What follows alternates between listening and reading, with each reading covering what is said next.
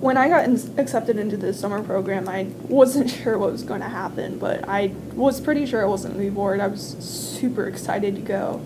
I mean, when I was little, I dreamed of visiting Johnson Space Center. I heard all about how people had so much fun there and on their vacations, but I'd never gotten the chance to go. And I mean, here I was, NASA was paying me to come and visit and work and learn.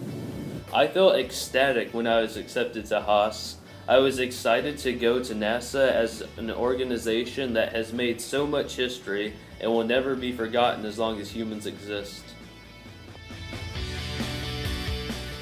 We started Haas off this year with a project to make a tool that would work for any situation. Our team decided unanimously on the peripheral object orienter. Basically what it did was that it was a elongated wrench for getting into smaller spaces.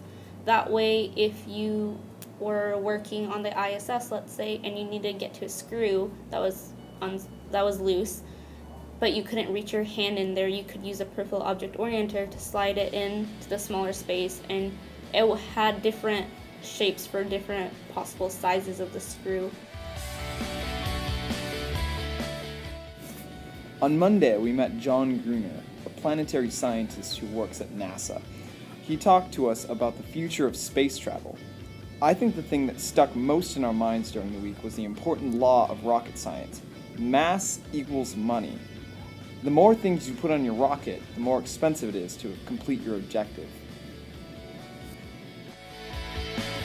Mr. Gruner talked about Beyond Low Earth Orbit, or LEO, which helped us understand the requirements for our missions to be successful.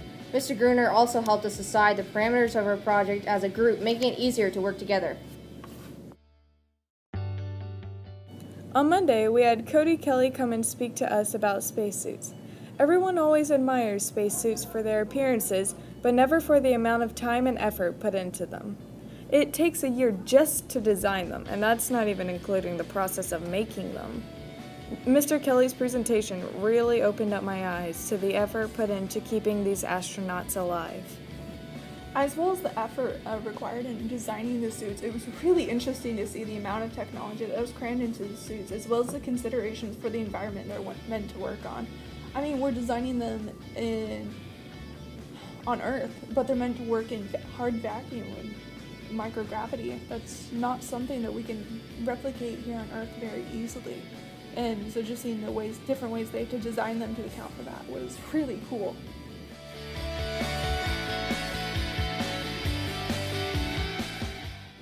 So when we were first given the engineering challenge, everyone had their own idea on what they wanted the robot to look like and different manipulators and a whole bunch of different ideas that in and of themselves alone, they were good, they were okay.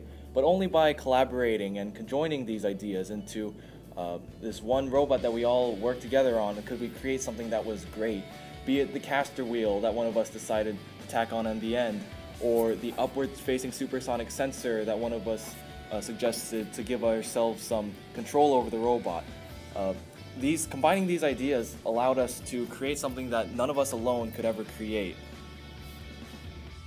Haas has had a profound impact on all of us, and our lives will never be the same. We have a great appreciation for the work it took to get to the moon, and we already appreciate the effort of the teams that it will take to send people to Mars. I feel I gained a lot of experience and insight into team projects and the work required to collaborate and complete them. I'm really proud of what Haas 2014 has accomplished, and I would participate again in a heartbeat. I'm incredibly grateful to the people who made this opportunity available for us. It's once in a lifetime.